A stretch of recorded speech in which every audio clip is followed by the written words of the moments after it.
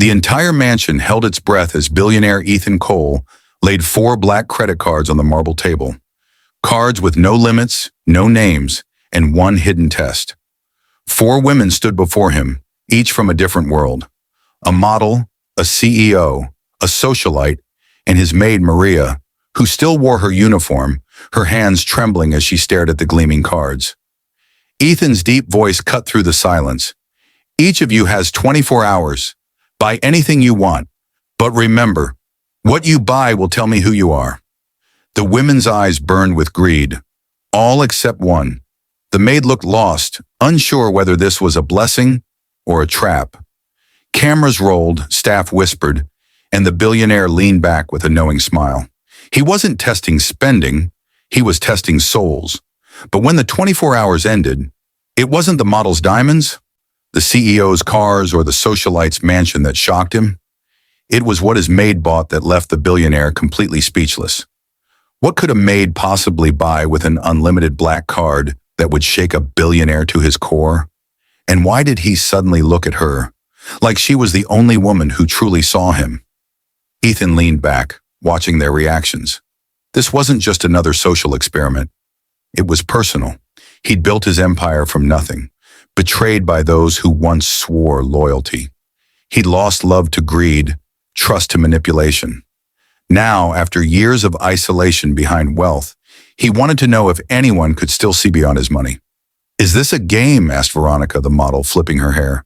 "Because I don't play cheap games." Ethan smiled faintly. "There's nothing cheap about this, Veronica." Next to her, Cynthia, the CEO, crossed her arms. "What's the catch, Mr. Cole?" "The catch," he said, "is that you'll reveal yourselves without realizing it." Angela, the socialite, giggled, clutching her purse. "Honey, I've been revealing myself all my life." Only Maria stayed silent, eyes darting between the billionaire and the cards. Her hands were calloused, her uniform faded. She'd cleaned these halls for 5 years, invisible to most, even to him until recently. Ethan had noticed the way she treated everyone, from the gardeners to his guests, with quiet dignity. That intrigued him more than he wanted to admit. "Maria," he said softly, "you too will take one." Her head shot up. "Sir, I can't accept that." "It's an order," he said gently. "And remember, 24 hours, no rules." As each woman picked a card, the mood shifted. The mansion's grand clock struck noon. The game had begun. Ethan stood by the window, watching the 4 women leave. 3 in chauffeured limos, 1 walking to the bus stop with her head down. Somewhere deep inside, he wondered, could the one with the least teach the one with everything what truly matters? Ethan stood before a massive wall of screens in his private study, each monitor streaming live footage from the security team he'd secretly assigned to follow the 4 women. He didn't care about the money they spent. He cared why they spent it. The first feed showed Veronica, the model, stepping into a high-end jewelry boutique on 5th Avenue. Cameras flashed the moment she entered. She strutted past glass counters filled with diamonds, her voice loud enough for everyone to hear.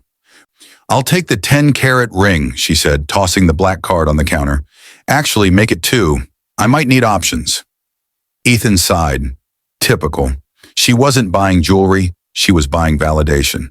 On the next screen, Cynthia, the CEO, was in a luxury car dealership. She was sharp, composed, and calculating. "I'll take 3 Teslas for my company's image," she told the salesman, "and a Rolls-Royce for me. I'll put them under my firm's name. Tax advantage." Ethan leaned back, rubbing his temples. So it's not greed for her, it's control. Power. She didn't care about wealth, she wanted leverage. Then came Angela, the socialite.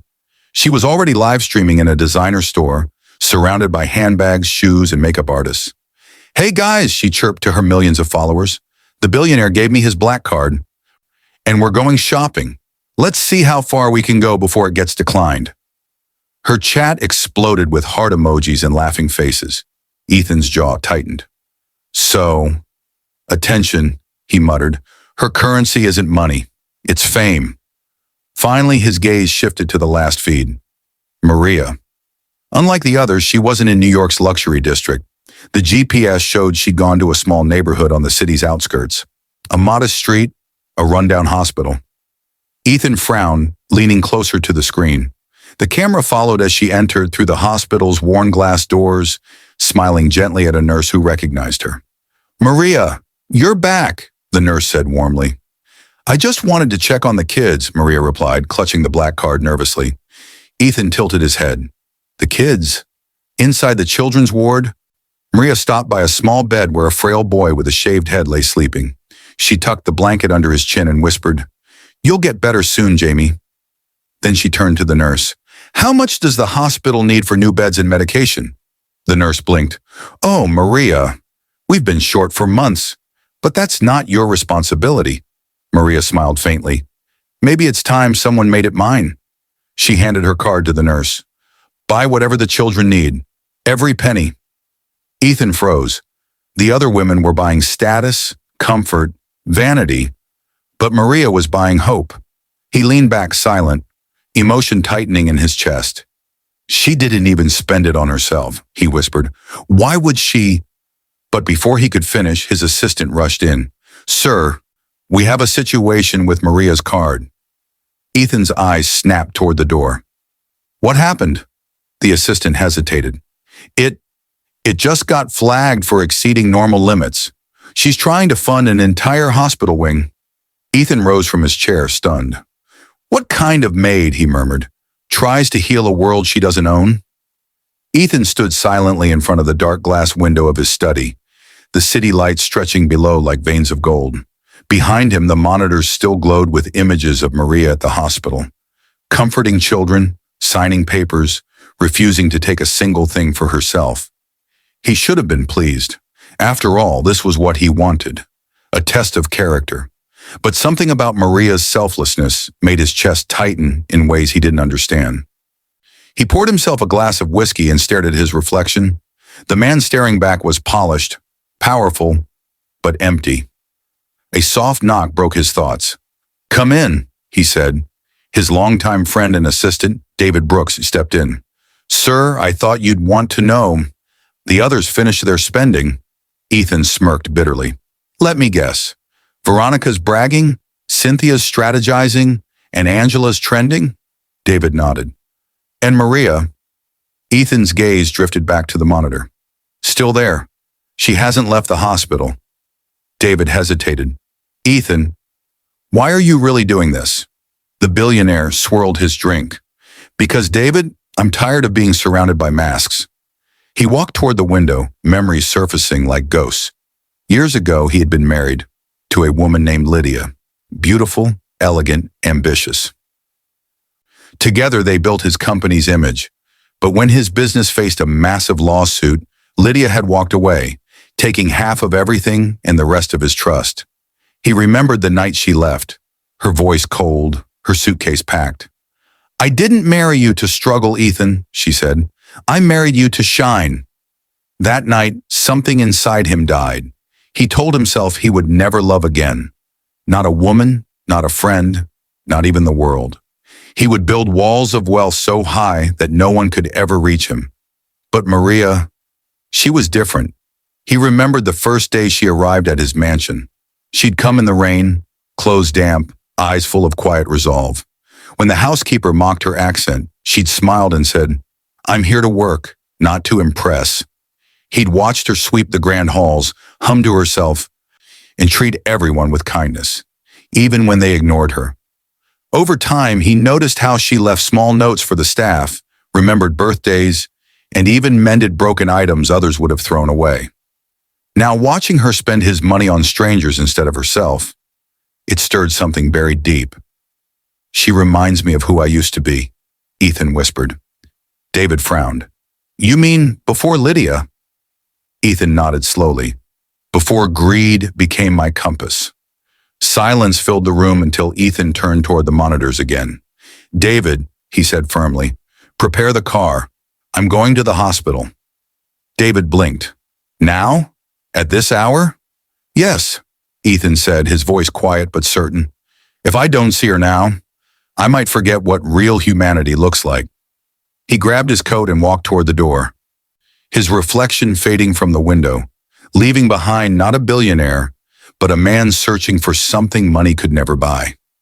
The black Rolls-Royce pulled up quietly in front of the small, worn-down hospital. Neon lights flickered above the cracked entrance, and the air smelled faintly of rain and disinfectant. Ethan Cole stepped out, his tailored suit seeming out of place among the tired walls and flickering lamps. David followed behind him, holding an umbrella, but Ethan waved him off. Inside, the hospital was dim but alive. Nurses hurried through the corridors, families whispered prayers, and the faint beep of machines echoed from distant rooms. Ethan's polished shoes clicked against the faded linoleum as he walked to the children's ward. He spotted her immediately. Maria was kneeling beside a hospital bed, gently helping a little boy sit up. The child was pale, a thin tube running from his arm, but his eyes were bright as he smiled up at her. Ethan watched her laugh softly, adjusting the boy's blanket. There was warmth in her every gesture, a light that made even the sterile room feel human. "Miss Maria," a nurse said, smiling as she approached, "the hospital board approved your donation. The new beds will arrive next week. You've done more in one day than we could in a year." Maria's eyes welled with tears. Thank God. These children deserve comfort, not suffering. Ethan felt something shift inside him. A quiet ache, sharp and unexpected. He had seen people spend millions without emotion, yet this woman glowed with joy for giving away what wasn't even hers to keep. He stepped forward. "Maria!" She turned, startled, nearly dropping her clipboard. "Mr. Cole? Sir, what are you doing here?" "I could ask you the same," he replied, his voice calm but searching. "You were supposed to use that card for yourself." Her hands fidgeted nervously. I didn't need anything, sir, but they did." She gestured toward the rows of children. "You said to buy anything I wanted. I wanted this." Ethan studied her face. Tired eyes, gentle smile. No trace of guilt or pride, just truth. "Do you always think of others before yourself?" he asked quietly. She lowered her gaze. "Someone once did the same for me." He frowned slightly. "Who?" "My mother," she said, her voice trembling. "She cleaned homes her whole life, even when she was sick, just to keep me in school. The hospital couldn't save her because we couldn't afford the bills. I promised myself, if I ever had the chance to help someone else's mother or child, I would." Ethan's throat tightened. For a moment, he couldn't speak. Then Maria looked up, her eyes soft but firm. "Money is powerful, sir, but not if it only circles the rich." He took a deep breath. "You don't realize what you've done tonight." She frowned slightly. "Did I do something wrong?" He smiled faintly, almost sadly. "No, Maria, you just reminded me what right looks like." As she turned back to comfort the boy, Ethan stood there quietly, his heart heavier than ever. For the first time in years, the billionaire wasn't thinking about wealth, business, or betrayal.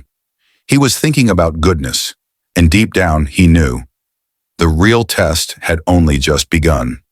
The following evening, Ethan's grand dining hall glowed with golden light. A long mahogany table stretched down the center, covered with crystal glasses and silver platters that no one touched. The atmosphere was tense. The four women sat quietly, each waiting for the billionaire's judgment. Ethan entered the room slowly, his expression unreadable. David followed behind him, carrying a sleek black folder. "Ladies," Ethan began, his voice echoing through the stillness. 24 hours have passed." He took his seat at the head of the table, eyes drifting over each woman. The model, the CEO, the socialite, and the maid. "Let's discuss what you did with your opportunity." Veronica, the model, tossed her hair and smirked. "I think it's obvious. I bought the best. Diamonds, couture, prestige. A billionaire should appreciate beauty, shouldn't he?" Ethan tilted his head. "Tell me, Veronica, who did those diamonds make beautiful? You or your insecurity?" Her smile faltered. Next, Cynthia, the CEO, adjusted her blazer confidently. "I used the money to expand my company. It was an investment. Something sustainable, not foolish. A smart decision." Ethan nodded slowly. "Smart, yes, but you didn't invest in people. You invested in power. The moment you saw the card, you saw control, not gratitude. Cynthia's jaw tightened. Business is about control. Ethan's gaze hardened. Life isn't. Then came Angela, the socialite, who smiled for the cameras even though none were rolling. I gave your brand exposure. My video hit over 4 million views in 12 hours. I practically turned your name into a trend. Ethan leaned back, his tone sharp as glass. A trend fades in a day, Angela. Character lasts forever. You spent the world's attention on yourself, not 1 ounce on anyone else. Her face fell, eyes darting toward the others. Finally, his eyes landed on Maria. She sat quietly at the end of the table, hands folded, her uniform still the same. And you, Maria? Ethan asked softly. She hesitated. I went to the hospital, sir. I used the card to pay for medicine, new beds, and equipment for the children. I hope I didn't break the rules. The other women gasped, whispering. Ethan smiled faintly. No, Maria. You didn't break the rules. You redefined them. He opened the black folder and laid out photos. One of each woman's purchases. Glimmering diamonds, luxury cars, designer gowns. And then, a photo of children in new beds, smiling with stuffed animals. Do you see the difference? Ethan said quietly. 3 of you bought the world's idea of wealth. 1 of you bought something the world can't price. Compassion. Silence filled the room. Veronica's expression hardened. So this was a setup? Some moral test? Ethan's eyes met hers. No, it was a mirror. He turned toward Maria. You spent my money on healing others. You reminded me that generosity isn't charity. It's humanity. And that's something even billionaires forget. The other women looked down, shame written across their faces. Ethan stood, pushing his chair back. Ladies, the test is over, but the lesson isn't. As they rose to leave, he stopped Maria gently. Not you. Stay. The 3 others left in silence, their heels echoing down the marble floor. When the doors closed, only Ethan and Maria remained. Billionaire and maid, teacher and student, mirror and reflection. The grand dining hall was silent now. The sound of the other women's footsteps faded down the corridor, leaving only the faint hum of the chandelier above. Maria sat at the far end of the long table, unsure whether to look up or speak. Ethan remained standing, hands in his pockets, his eyes fixed on her with an expression she couldn't read. Part admiration, part sorrow. He broke the silence first. Do you know why I did this? Maria shook her head softly. No, sir, but I suppose it wasn't really about the money. He smiled faintly. You're right. It never was. He walked toward her slowly, the echo of his shoes measured and deliberate. I've spent half my life surrounded by people who smile at my wealth but starve my soul. I wanted to see if anyone still understood the value of something money can't buy. Maria's hands tightened around the edge of her chair. And did you find it? Ethan stopped a few steps away, his voice low. Yes, in you. She blinked, startled. In me? He nodded. When I gave you that card, you could have bought a new life. A car, a home, anything. But instead, you bought comfort for strangers. You didn't see that card as power. You saw it as purpose. Maria lowered her gaze, her voice barely above a whisper. I just did what felt right, sir. Ethan exhaled, a small, almost disbelieving laugh escaping him. That's the thing, Maria. Doing what's right shouldn't be extraordinary. But it is. He walked over to the table and placed a sealed white envelope in front of her. What's this? She asked, hesitant. Open it. Maria tore it open carefully. Inside were 2 documents, one titled Deed of Ownership, the other Donation Agreement. Her eyes widened as she read. Sir, this says the Children's Hospital now belongs to the Maria Hope Foundation? Ethan nodded. And you'll be its director. I'm funding it completely, but you'll decide how it's run. You proved you know where wealth truly belongs. Tears welled in her eyes. Mr. Cole, I can't. I'm just a maid. I don't know how to. He interrupted gently. You knew how to love without being told. You'll learn the rest. Her voice trembled. Why me? Ethan's eyes softened. Because you reminded me of someone I once loved, and of the man I used to be before I lost my way. For a long moment, silence hung between them, filled with unspoken gratitude. Then Ethan smiled quietly. You taught me that money isn't meant to build walls. It's meant to build bridges. Maria wiped her tears, whispering, Thank you for believing in me. He nodded, a faint glimmer of emotion crossing his eyes. No, Maria, thank you for reminding me how to believe at all. As she stood to leave, Ethan watched her walk out, not as his maid, but as someone far greater. Outside, the morning light filtered through the tall windows, bathing the marble floor in gold. Ethan turned toward the window, a quiet peace settling over him. For years, his wealth had measured his worth, but now for the first time, he realized the truth. The richest man in the room wasn't the one with the most money. It was the one who knew how to give it away.